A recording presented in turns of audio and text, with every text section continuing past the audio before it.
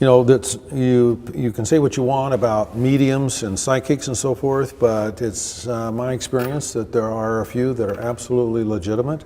They are real in terms of their abilities, and again, the preponderance of data over the years tells you there's something there. It does. It absolutely does. Yeah. It does. And there's so much of something there. There's so much smoke. There's got to be some fire, and I don't mean hell fire and damnation fire. Yeah. But I mean, there is something there because there's too much going on, and there has been for many, many centuries. Let me ask you: is there any part of your personal loss that has prompted you to launch into this project?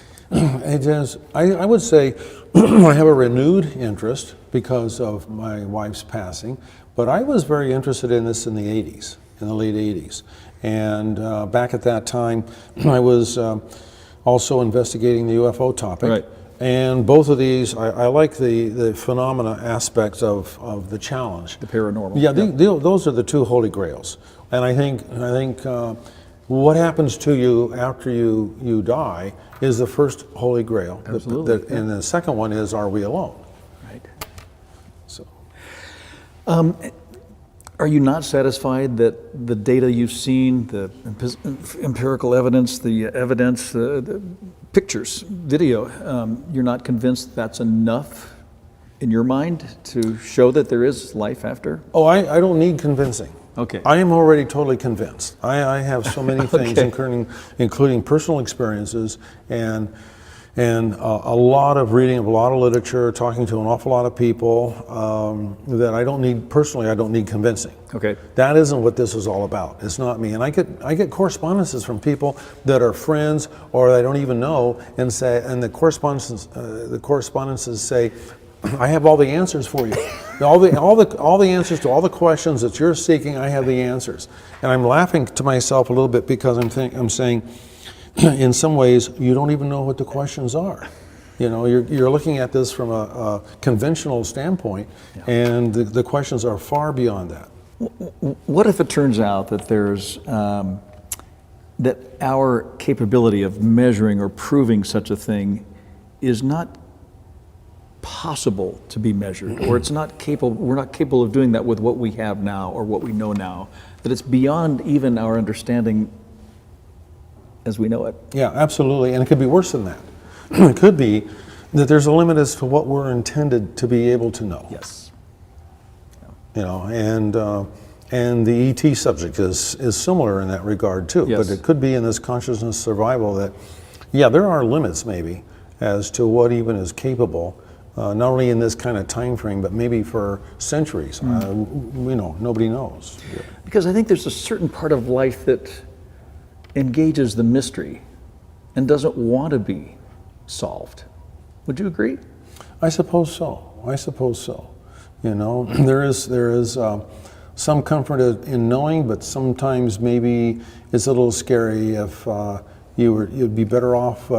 Not that ignorance is bliss, but there's a cousin to that in saying that maybe there are features that you're more comfortable not knowing. Mm-hmm.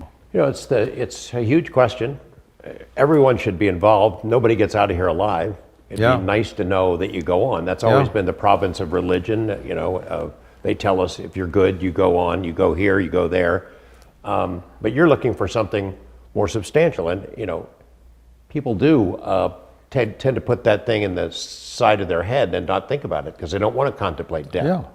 Well, we have all kinds of horror movies about zombies and about, it's so entertainment has taken and made it scary, for children and even adults. And I'm not saying there aren't aspects. There are. I never, with the UFO topic and ET topic, I never felt threatened. I know others really have, and people that associated with our work had times that they had to struggle with what they had encountered. And these people too. And so But I personally never felt that way. I felt a different kind of connection.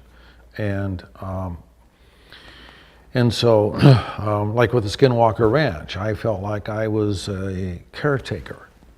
I was a facilitating, hosting people, to certain kinds of folks to come to the property. Government people to come to the property, and scientists to come there and do things, but I was a facilitator is all. And never threatened. I had a great night's sleep every single time, and some other people did too, you know.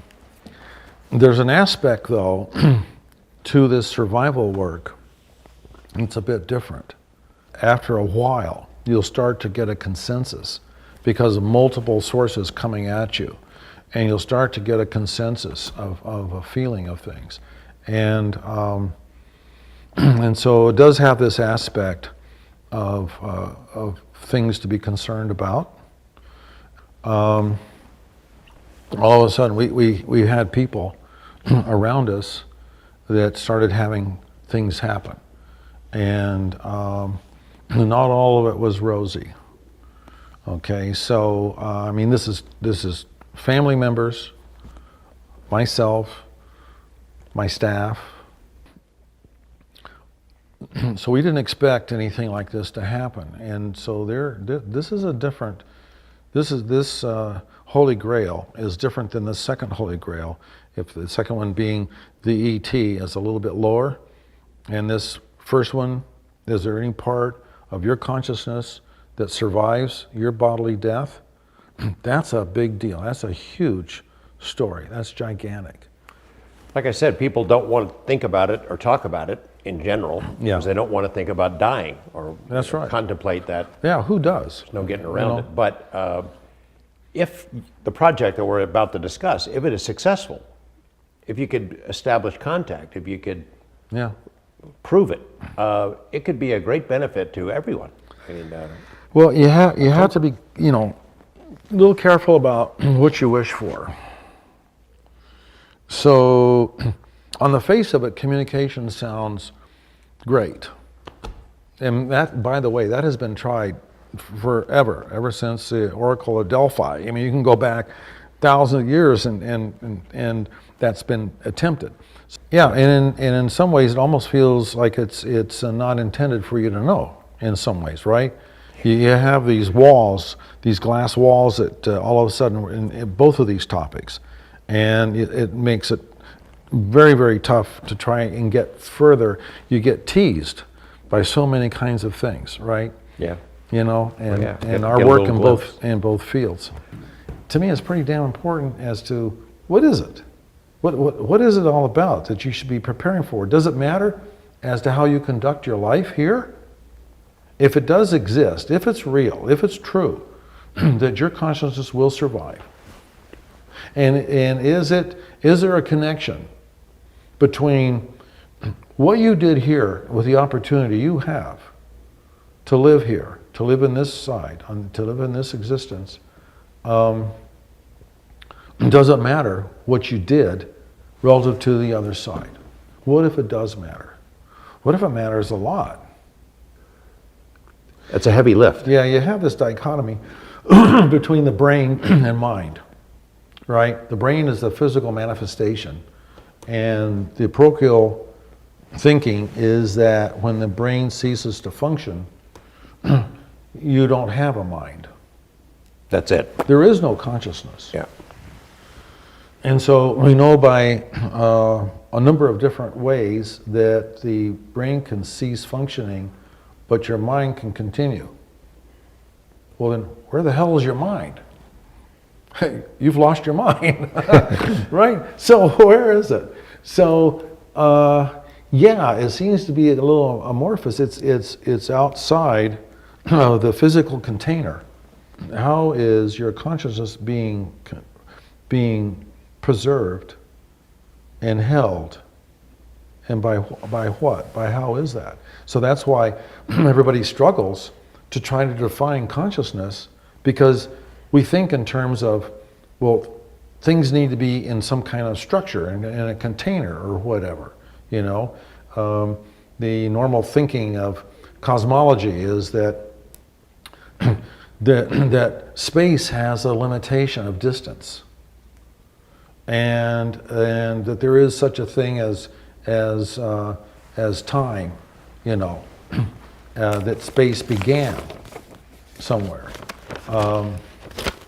Neither of which I believe in, by the way. I think both time and space are infinite. But so I'm not a Big Bang theorist. When we initially formed NIDS, it had two pillars of interest: UFOs and consciousness. Yes. And we had a population of members on that board that fit in both camps. And then you get into the apparitional side of it, and poltergeist activity. And so I think, long story short, I do believe in a God force. I think I come at that from a cosmological prospect, as well as a belief in that the accumulation of all these other things suggests that to me very, very, very strongly. And I do think there is a survival of consciousness, because there are just far too many fields that tell us consciousness can operate independent of time. Mm-hmm. It can operate independent of location. And see, if you go from topic to topic to topic until you come up with a white crow, and now you've got a problem. If you're a skeptic, you have a problem here. Sure. You know, and it's now try to explain that. And so eventually you come to these topics and you find out that, oh my gosh, consciousness behaves independent of the any of the explanations of normal science and physics, and independent of your container, in a sense that in several different ways it exhibits independence of the container that is spawning that consciousness. Here. Did you find, or do you believe there to be any connection, Robert, between consciousness and the appearance of UFOs? Oh, gosh, yes. Oh, I yes. thought you might say that. Oh, gosh, yes.